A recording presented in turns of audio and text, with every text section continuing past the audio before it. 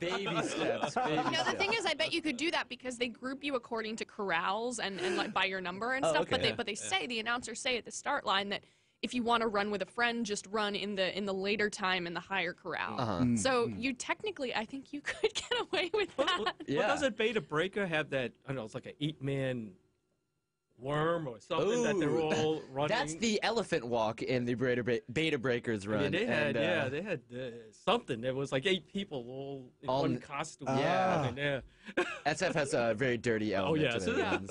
But I think what's most inspiring about the marathon is watching the range of ages and types of people that are running it. The New York Times, and we're showing this on the screen right now, they posted a slideshow of a bunch of different runners' faces as they were completing the marathon. And it's a very diverse group of people, and you must have noticed that while you were running as well. Yeah, this year I think, obviously the big story was that the Chilean miner was running it. Yeah, right. There were a lot of people were holding up signs for him. Bobby Flay ran it. I'm really mad he beat me by 5 minutes. Like, he's a chef. He doesn't work out. He should be fat. He eats all day. Right? I know. Exactly. But I think that the other most prominent celebrity running it was Jared, the Subway guy. Okay. Jared Fogle. Yeah, and there were a lot of people holding up Subway signs, like Subway was a marathon sponsor and stuff. I was wondering, I didn't see him when I was running. I wonder how many people went and got Subway sandwiches and held them out to him like, Jared! We'll throw it at him. Hit him with it. That's really funny. Well, we actually got to hit a break right now, but after we get back, I want to know, now that you've completed your first marathon, if you have any tips to other new marathon runners for completing their first race. So maybe after the break, you can tell us a little bit more about that. And Henry, I want to get yours as well. So maybe right after the break, we'll get back to that. Definitely. We'll take a little break right now. Intel is going to pay the bills right now. This is the 404 MRFers, the show where we all sing songs.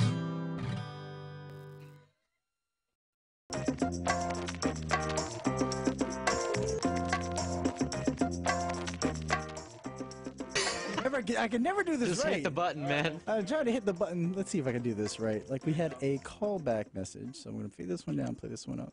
This is Pittsburgh from Brian, and you're listening to the 404, where the audiophiliac be doing it to you in your ear hole. Ew. Not sure if Steve Guttenberg approves of that message, but yes, you should add him. Yeah, you should definitely check out the Audiophiliac blog. Oh, yeah. So we had Steve Guttenberg on the show, right? People just love saying, like, we got a couple of emails from people just wanting to say the word audiophiliac. I was trying to hit the button. Let's see if I can do this right. Like, we had a callback message, so I'm going to put this one down. Hey, how's it going? Good. Henry, we're back on the show. We've got a couple of voicemails. We'll play them in a bit. But we wanted to know a little bit more about the marathon days, Henry. Not sure if Steve Guttenberg approves of that message, but yes, you should add him. Yeah, you should definitely check out the Audiophiliac blog. Yeah, because when you say that, we had Steve Guttenberg on the show on Friday. Actually, and also the nice we one got I did a couple was of the emails from people Disney just World. wanting to say the word audiophiliac because it just sounds wrong. Right. Yeah. But, and Caroline, of course, at that time, they were working out all the kinks. How's it going? Good. Henry, we're back on the show. We hit the 20-mile we've got a couple of voicemails. We'll play them in a bit. Yeah. But we wanted to know a little bit more and about of course, at Disney World, the what did they put the marathoning 20-mile days, mark? Henry. Was that You said you ran 7 of them? 7 New York. Disney World. So wait, that run you actually go through Disney World? Yeah, because when you you run said through that, each you were theme like, park. But that takes 10 minutes. Actually, and also the nice one I did on the highway, the first inaugural. They don't tell you that. Boring. Disney World. Oh, wow. Do you see alligators? I remember the last time I went to Disney World, which was like a decade ago, and we were driving there on the highway. There were alligators. No, you don't see thank alligators. God we didn't see it. And Caroline That could liven things up. However, the porta potties were very nice. They had nice ones with plants next to it. The Disney World. Where did they put the 20 I wanted to ask you guys, do you run with headphones on? Do you listen to music while you're doing it? Because I feel like I would be more motivated if I was Some people do, some people don't. And you actually Generally, go my through rule is that I Disney have World? them with me. Yeah, I have a shuffle, and I have pretty compact headphones. But that takes you 10 minutes. So sometimes I'm not wearing them. The bulk of it's on the highway. Weren't you debating whether to bring your iPhone and other gadgets? Do you see alligators? I remember the last time I went to Disney World, which was like a decade ago, and we were driving there on the highway. You have your iPhone in your back. Yeah, I got this green little laptop. black and light. However, got this great little stretchy belt pack that actually my teammate and Foursquare founder, Dennis Crowley, recommended. I wanted to ask you guys, do you run with headphones on? Do you listen to music while you're doing? Because I feel like I'll be more motivated. The brand is some people don't. Generally, my rule is that I have them with me. I have a shuffle and I have pretty compact headphones. So sometimes I'm not wearing them. And actually, I think I'll use it for like regular running now too, because I always feel a little bit weird about not taking my phone with me in case I, run into an alligator or something. Do you have your iPhone in your back? Yeah, I got this great little laptop. Yeah, well, the thing is, I was trying the auto stretchy. I did not touch my phone one time. Actually, my teammate. Did you see people running and using their phones? There was a guy with like unobtrusive. I did not mind having it on at all. Talking on his phone. It's the brand is actually running and talking on the phone. Yeah, but see, they make a lot of reflective stuff. But this belt pack, $20 was great, and actually, I think I'll use it for like regular running now too, because I always feel a little bit weird about not taking my phone with me in case I, so that he would run into an alligator or something. So that he wouldn't be thinking like, oh my God, it's mile 19. Trying to check exactly because I mean, yeah. Well, the thing is, I was trying the auto check-ins. I did not touch my phone one time during the race. Did you see people running and using their phones? There was a guy with like an old school flip phone who was talking on it. I can imagine you playing Angry Birds, like actually running and talking on the phone. Throwing pigs. See, I don't think that's so reliable because like the only time I ever run in your horse costume. But the important gadget for me is I have a I wonder if this guy was talking on his phone so that has obviously stopwatch, but also wouldn't be thinking like, oh my God, it's mile 19. Exactly, because I'm not that experienced of a runner, and so I needed to keep a gauge on how fast I was going and whether I'd be able to hit my goal time. Really concentrating on my body that was very helpful. The worst form ever. Watching The Office or something.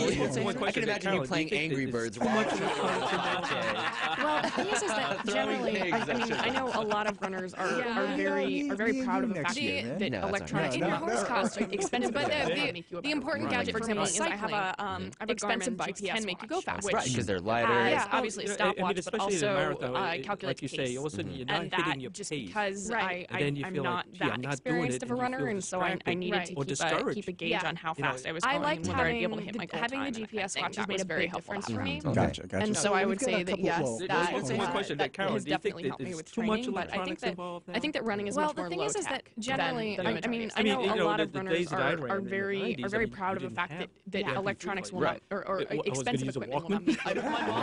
Cycling, cassette tapes, expensive bikes can make you go fast. Radio, lighter.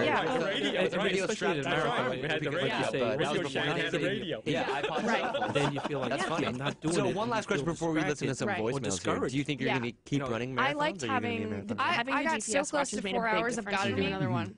So I would say that yes. Yeah. Now you're addicted. You want to keep beating that time. There's certain goals. I think that running is much more low tech. Yeah. I want to beat that. I mean, the days that I ran, and I did it. You didn't just made. I was like 3:59. I was going to. You see the front. I didn't made it. And then you just feel like cassette tapes.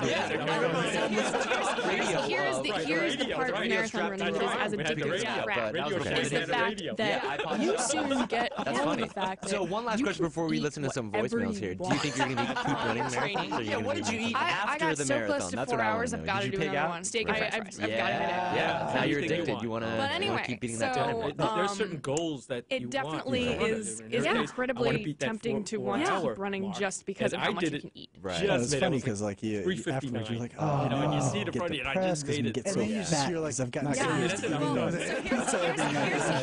here's the part of marathon running that is as addictive as so we got some voicemails. Is the fact let's get to them in just a second. You soon get a hold of the fact that you can eat whatever you want. Training. Yeah, what did you eat after the marathon? That's what I want to know. Did you pig out? Steak and french fries. Yeah. Anything you want. But anyway, so wow, we haven't played that one in a while. It definitely is incredibly tempting to want to keep running just because of how much you can eat. Yeah, it's funny because video voicemails afterwards. Okay.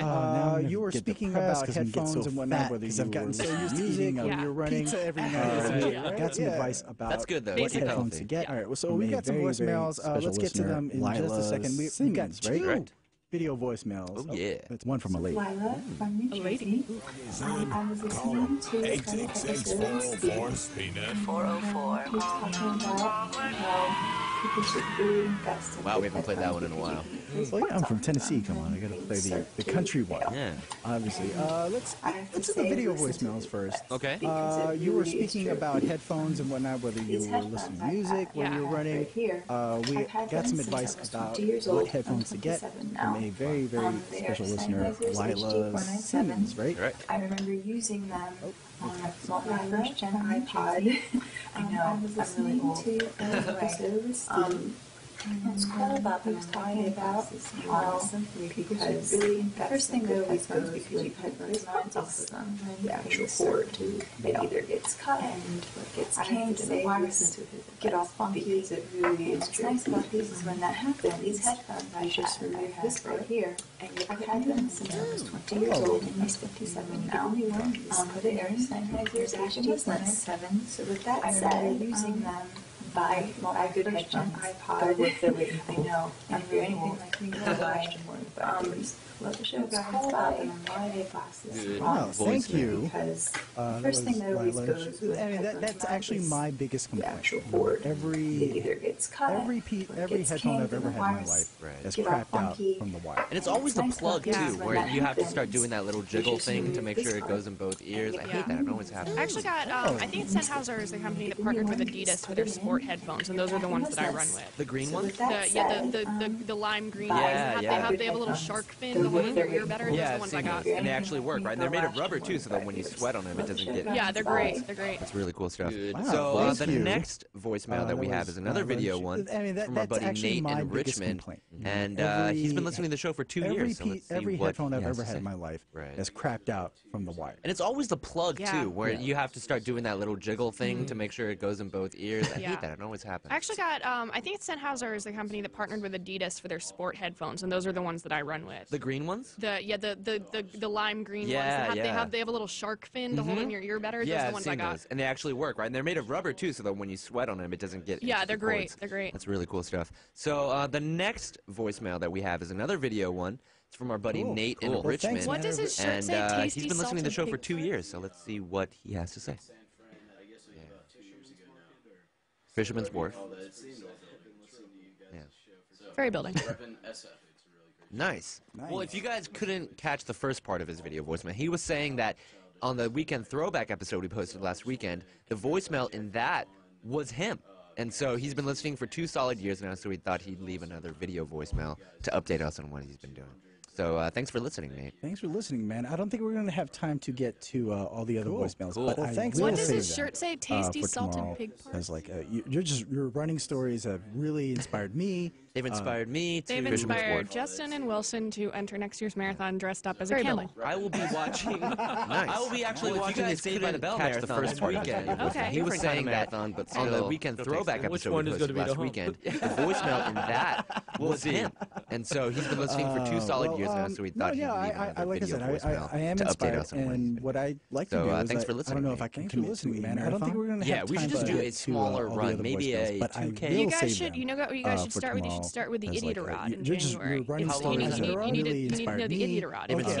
They've inspired Justin and Wilson to enter next year's marathon dressed up as a camel. I will be watching. Everybody wears costumes. I will be actually it's watching an the awesome Saved by the Bell time. marathon this weekend. And you can drink as much or as little as you want. No, It'll take time. Which one is going to be the always run the high heel? Oh, that's true. That's true. What? That sounds painful.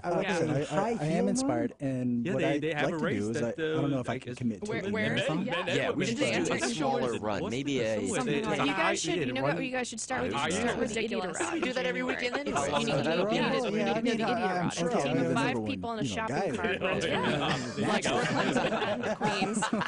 But yeah, Everybody wears costumes. It's an awesome time. That sounds and you can drink as much or as little as you want. Like just being nerds and geeks, we're sort of known for sitting in front of a monitor. Oh, that's true. Well, that's what Camp Interactive does. They do tech and they do sports. That sounds painful. So it's a healthy high balance. heel run? Well, I mean, mean, that's great. They have a race that you inspire people. You inspire me to at least donate. They enter I'm not sure what is it. It wasn't a lot, but something. And thank you, Henry. It's ridiculous. We do that every weekend anyway, so that'll be. I can't guarantee I'm sure I'll be the number one guy there.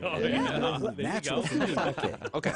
I'll be down. But yeah, like I said, I am very inspired by. Thank you again for coming on the show, Caroline. Thank you. Because thank you, Uncle Henry, being nerds and geeks who's known for sitting in front of a monitor for hours. We gotta get that's what Camp Interactive does. They do have a great Tuesday. I'm Wilson Tang. So it's a healthy balance. And I'm Justin Yu. Well, I mean, that's great that I don't even know. Inspired me to at least donate a little. It wasn't a lot, but a little bit to